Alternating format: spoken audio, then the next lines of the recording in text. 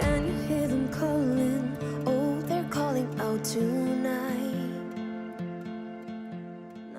Við erum hérna með Grétu Salóme á Fáses.is og hún var að klára aðra æfingu sína hér í Globen í Stokkhólmi og við vorum í salnum frá Fáses og þessi æfing gekk frábærlega vel og við fengum gæsahúð og Flossi greyið, hann fór að gráta og hún fannst þetta svo yndislegt. Hvernig gekk hjá þér? Nú fer ég að gráta. Það gekk alveg ótrúlega vel. Vonum framar og ég er bara algjörlega í skýjunum. Við náttúrulega, þannig á fyrsta æfingunni þá tók svo langan tíma fyrir þá að stilla öllu upp í kringum það sem við vorum búin að gera og svo náttúrulega henta þessi tækni sem að þeir komi með, hún bara henta ekki því sem að okkar hugmyndum þannig að þau þurftu að taka uppbeygju og svolítið bara fara aftur í það sem við gerðum heima en bara bæta það á algjörum með tíma og ég held að sko þetta teymi sem ég er með, við erum náttúrulega búin að vaka núna í marga sólarhringa og vinna í þessu.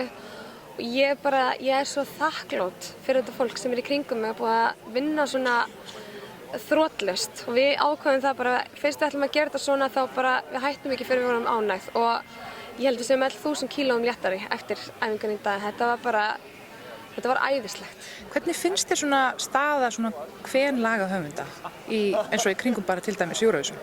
Sko, ég held að hún fær batnandi, bara algjörlega og við sáum náttúrulega bara met fjölda kvenhöfundum í keppninni í ár heima og það er bara ótrúlegt og það er svo frábært að sjá til þess að við státum Ketone og bara meiri umræðu hvað svona hjólin fara að snúast en við eigum rosalega langt í land og ég held að ef maður skoðar tölfræði bara svona í tónlistarbransanum yfirleitt að þá fer það ekkert á milli mála að sérstaklega kvenhöfundar eða konur sem eru að koma fram undir eigin nafni og semja sína eigin tónlist sjálfar að þær sitja oft rosa mikið á hakanum og ná stundum ekki að brjótast upp fyrir yfirborðið.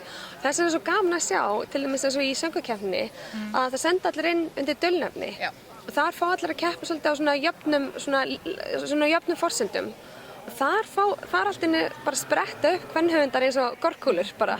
Þannig að ég held að þetta sé bara eitthvað sem við þurfum að taka til greina og halda áfram að vinna í og ég vona það að þetta verði til þess að bara, ennþá fleiri kvenhöfundar taka þátt í þessari keppni og kvenhöfundum verði bara gert herra undir höfuð yfirleitt og ég allavega hef lagt mikla áherslu á það þegar ég hef verið að tala við sérstaklega unga stelpur sem eru að koma að segja mér langar alveg að syngja eins og þú svona þegar ég er orðin stór og bara já, fara að semja lög og stelpur sem eru kannski að sem eru að semja og eru svona að byrja bara hvetja þær áfram og já, ég vona að þetta verði einhver innblástur.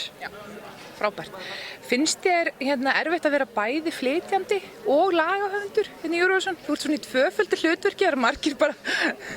Já, ég er eiginlega í ferföldu hlutverki vegna þess að maður er flytjandi og lagahöfundur og textahöfundur og framkvæmdastjóri svo yfir batterínu, þannig að maður er svona pínu kameljón en satt best að segja held ég að mér myndi finnast annað ekkert auðveldara vegna þess að ég þekki bara þetta, ég hef alltaf verið svona vasast í mínum eigin verkefnum og er vön að vera með mörg járn í eldunum og ég held að þetta sé svona leið sem mér finnst ekkert erfiðari heldur en önnur. Ég held að eins og ég segi, mér finnst erfiðari kannski að þurfa að sleppa takinu á okkarnum hlutum. Já, ég skil. Við þökkum Grétu Salóme kærlega fyrir viðtalið og við viljum náttúrulega líka segja þér eitt með frábæran rass. Takk fyrir rassinn. Ég var eiginlega bara að sjá hann í fyrsta skiptinu um dag.